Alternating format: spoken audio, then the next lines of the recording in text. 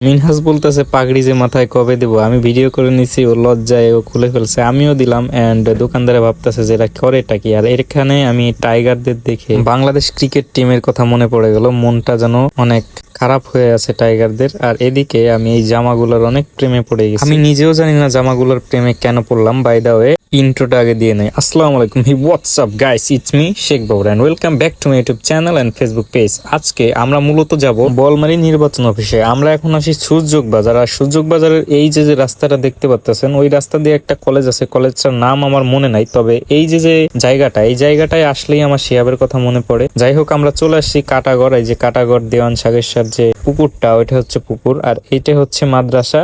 এখানে আমি আর শিহাব একসাথে পরীক্ষা দিয়েছিলাম, আর বন্ধুত্বটা এখান থেকেই আমাদের শুরু হয়েছে। আর এই যে হচ্ছে সেই বটগাছ, বটগাছে এখনো টিয়া পাখি এখনো বসে। বটগাছটার অনেক বয়স, আমি ছোট থেকে এই বটগাছটা দেখতেছি। বটগাছটা খুবই সুন্দর লাগে। আর এটা হচ্ছে গেট। গেট দেখতে দেখতে আমরা চলে আসলাম সসরাইল রেল স্টেশনের কাছে। আর দুই পাশে রাস্তার দুইটা বড় বড় ভিট আছে, যেটা পার করতে একটু সময় নিতে হয়। আর এখানে রেলের কাজ চলতেছে, যেটা আমি ভিডিও করতেছিলাম। ভিডিও করা দেখে সে আবার আমার দিকে তাকায় হাসি দিছে। যাই হোক, কোনো ব্যাপার না। এখানে কিন্তু আপনি সসরাইল হাটে আরেকটা জিনিস পাবেন, যেটা হচ্ছে খুব বাঙালির একটা উপকারী একটা জিনিস, যেটা হচ্ছে বাঁশ। এখানে কিন্তু বাঁশের একটা হাট হয়, প্রতি সপ্তাহে 2বার হয় হাট। হাট দেখতে দেখতে চলে আসলাম আমরা সসরাইল বাজারের কাছাকাছি। আর কাছাকাছি আসলেই আমি এই যে বাড়িটা, এই বাড়িটার কথা আমি ভুলতেই পারি না। কারণ এই যে জায়গাটার এই যে বেলকনিটা, এই বেলকনিটাই আমি অনেক দুষ্টামি ফাজলামি করছি, ভিডিও করছি, অনেকগুলো আছে আমার কাছে। যাই হোক, বাড়িটাকে অনেক মিস করি। এদিকে ওর আবার তেল শেষ হয়ে গেছে, সরি ওর না, ওর গাড়ির তেল শেষ হয়ে গেছে, যে কারণে তেল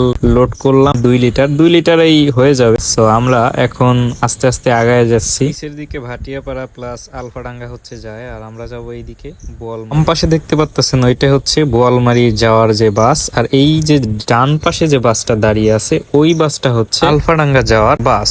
এখন যে মোড়গুলা দেখতে পারবেন, এই মোড়গুলা আসলে অনেক বিপজ্জনক। আমার এই ভিডিওটা আমার জেলার মন্ত্রী অব্দি পৌঁছাবে কিনা আমি শিওর জানি না, তবে সে অবশ্যই জানে যে এরকম মোড় আছে। তো তার কাছে আমার বিনীত একটাই অনুরোধ, এই যে রোডের যে মোড়গুলো আছে, আমাদের যে এই যে মেন যে রাস্তাটা, এই রাস্তাটার যে মোড়গুলো আছে, এই মোড়গুলাকে যদি আপনি দয়া করে মিনিমাইজ করে মাওয়া হাইওয়ে রোডের মতন সোজা একটু করে দিতেন, তাহলে মানুষের এতটা অ্যাক্সিডেন্ট, এতটা ভোগান্তি আমি মনে করি হইতো না। কারণ যারা বাসে রেগুলার যাত্রী, মানে রেগুলার যাওয়া আসা করে, তারাই একমাত্র বোঝে যে আসলে এই মোড়গুলা কেমন। আর বিশেষ করে বাইকারদের জন্য, যারা মাথা ঠান্ডা করা বাইকার, তাদের জন্য বলছি না, যারা হচ্ছে সাপড়ি রাইডার বলে আর কি, ওই সাপড়ি রাইডারদের কারণেই আর কি এই যে সমস্যাগুলো হয়। আর এই যে মোড়গুলা, এই মোড়গুলা আসলে অনেক ভয়ঙ্কর। যা এই পাশ দিয়ে যদি আমি যাই, ওই পাশ দিয়ে যে গাড়ি আসতেছে, এটা বোঝা বড়ই মুশকিল। আর যে কারণে এই অ্যাক্সিডেন্ট গুলা হয়। মূলত নির্বাচন অফিসে যে কাজটার জন্য আসা, সেই কাজটা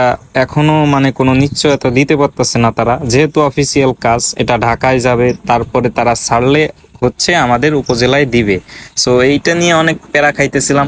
এই প্যারা খাইতে খাইতে ভাবলাম অনেক ক্ষুধা লাগছে, কিছু খাওয়া দরকার। সো আমরা চলে আসলাম জি কাচ্চি ঘরে মোরগ পোলাও খাইতে।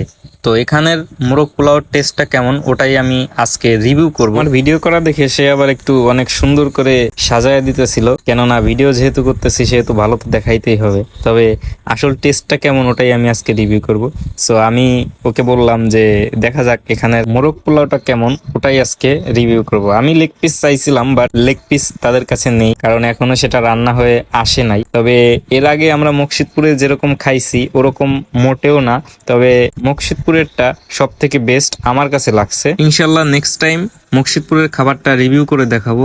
ভিডিওটা এখানেই শেষ করছি। আল্লাহ হাফেজ।